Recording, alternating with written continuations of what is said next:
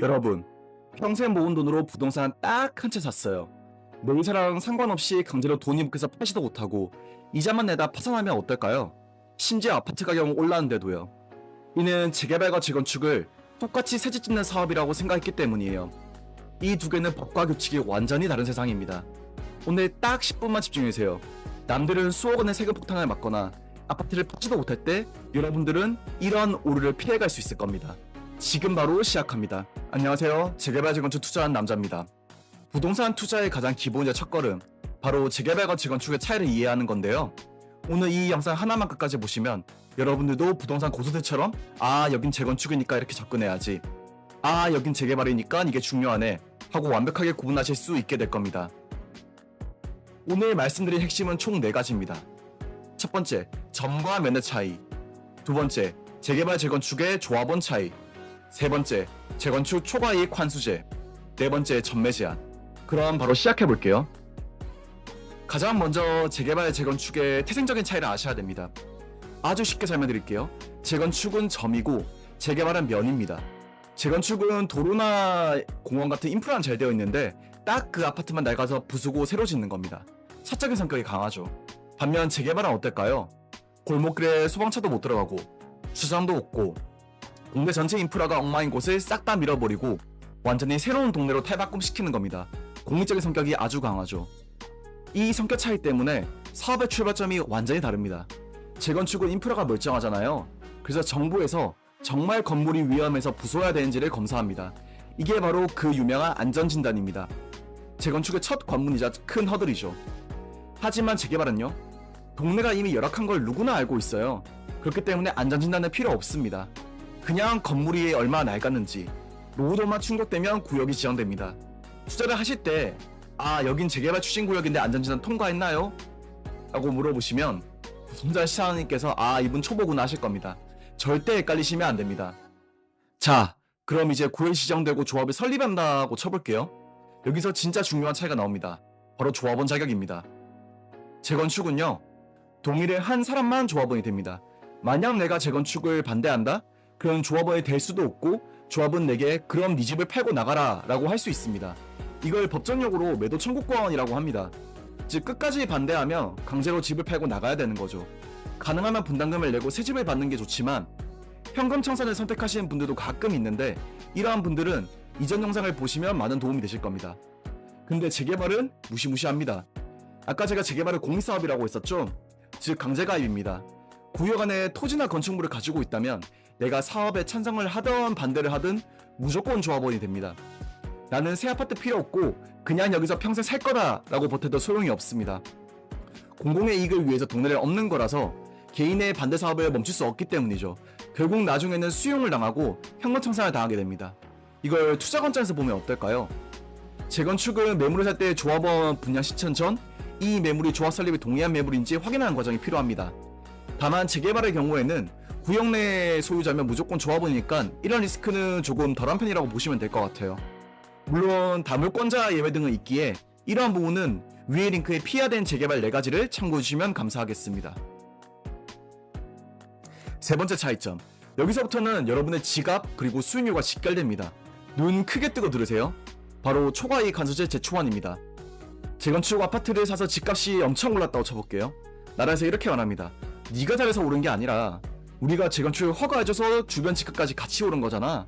그러니까 번 돈의 최대 50%까지 나라의 세금으로 토해내. 이게 제초안입니다. 최근 법이 개정돼서 면제 구간이 3천만원에서 8천만원 올랐지만 여전히 주요 단지에는 수억 원의 세금 폭탄으로 작용하고 있어요.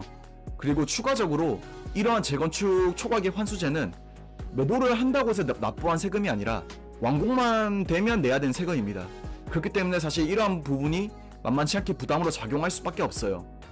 자, 그럼 재개발은 어떨까요? 재개발은 제초안이 없습니다. 완전 꿀이죠? 왜 없을까요?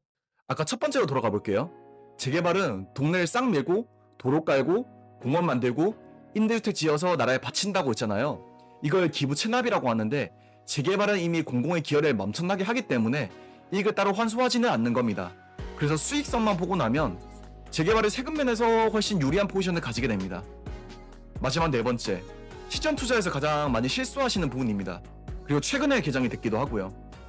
저 이거 샀는데 안 팔려요 하시는 분들 바로 이것 때문입니다. 바로 조합원 지위 양도 금지, 즉 언제부터 조합원 물건을 못 파는지에 대한 시점입니다. 일단 오늘 설명은 투기과열지구 기준으로 설명해 드릴게요. 현재 서울 전역, 경기도 일부 지역이 묶여 있는데요. 그럼 재건축은 언제부터 거래가 막힐까요? 생각보다 엄청 빠릅니다.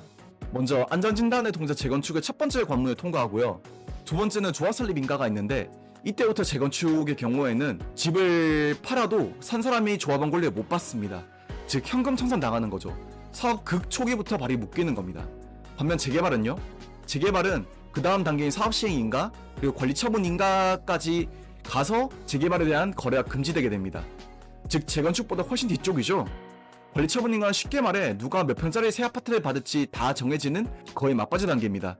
즉 그 말은 재개발은 조합 설립이 되고 나서도 사업시행 인가가 나고서도 프리미엄을 팔 수 있는 기회가 훨씬 길다는 겁니다. 투자 기간을 유연하게 가져가려면 재개발이 훨씬 더 유리하다는 것을 알 수 있죠. 그래서 최근에 상담하시는 분들께는 재건축에 대한 매수는 피하도록 하고 있어요. 즉 재건축 아파트의 경우에는 지금 이미 진행된 곳들은 팔지를 못합니다. 이는 조합 설립 이후에 매도가 불가능하기 때문이죠. 그리고 여의도 대교 아파트처럼 조합 설립 2년 만에 관리 처분 인가를 받을 수도 있어요. 그런데 대부분 재건축들은 관리 처분 인가까지 10년 이상 소요될 때가 많아요. 만약에 영끌로 매수를 하시는 분들의 경우에는 조합원 지위 양도 금지 규정 때문에 매도를 못 하시거든요. 그래서 아파트 가격이 올라도 갈아타기도 못하고 대출을 갚으셔야 됩니다. 만약에 여기서 와이프분이 육아휴직을 하거나 혹은 여러가지 사정으로 실직을 하게 된다면 아파트 가격은 분명히 올랐는데 파산하게 되는 거예요. 그렇기 때문에 이러한 사례로 인해서 뉴스에 파산하시는 분들도 진짜 실제로 나오고 있고요. 결론적으로 재건축은 자금 계획이 여유로울 때만 투자하시기 바랍니다. 현재로서는 매우 진입장벽이 높은 시장이라고 볼 수 있어요. 자, 오늘 재개발과 재건축의 핵심 차이 4가지에 대해서 알아봤습니다. 한 방에 정리해드릴게요. 먼저 성격. 재건축은 사익을 중심으로 한 점의 성격을 가지고 있고요. 재개발은 공익을 중심으로 한 면의 성격을 가지고 있습니다. 그리고 조합원의 경우에는 재건축은 동의제고 재개발은 강제가입입니다. 다만 재건축의 경우에는 반대 시에 매도 청구 소송을 당할 수 있고요.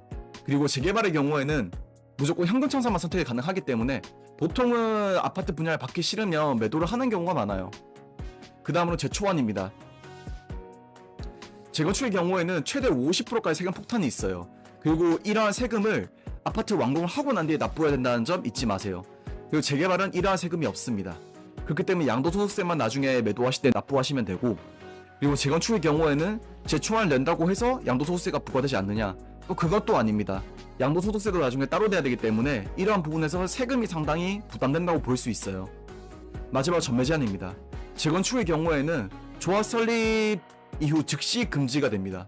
다만 재개발의 경우에는 관리 처분 이후 금지이기 때문에 상대적으로 유연하다고 볼 수 있어요. 이 4가지만 확실히 머릿속에 넣으셔도 여러분은 재개발 재건축에 대해서 구분짓는 기초 지식을 갖게 된 거고, 도입부에서 말씀드렸던 오류는 피하실 수 있을 거예요. 추가적으로 투자자 입장에서 좀 더 고려하면 나는 자금도 충분하고 장기 보유도 가능하고 실거주할지 필요하다 싶으시면 재건축이 좋습니다. 사실 차익은 재건축이 확실히 더 많이 남는 건 맞거든요. 그리고 이미 강남이라든지 잠실 이런 입지 좋은 곳에 위치한 곳이 많고요. 그러나 투자 기간을 유연하게 가져가거나 세금 리스크를 최소화하고 싶고 투자금 대비 수익률을 좀 더 가져가고 싶다면 현재로서는 재개발 추천드립니다. 재건축이 좋다, 재개발이 무조건 좋다 이런 게 아닙니다. 내 투자금의 규모, 내가 기다릴 수 있는 시간, 그리고 각 구역의 진행 상황, 그리고 내가 판단하는 근거 등을 무기로 골라 쓰셔야 됩니다. 오늘 영상도 도움이 되셨다면 구독, 좋아요, 알람 설정 꼭 부탁드립니다. 혹시라도 오늘 내용 중에 이해가 안 가시거나 우리 동네는 어떻게 되는 건지 궁금하신 분들은 댓글을 남겨주시면 제가 직접 답변을 달아드리겠습니다. 시청해주셔서 감사하고 다음 영상은 더 좋은 정보로 찾아뵙겠습니다. 감사합니다.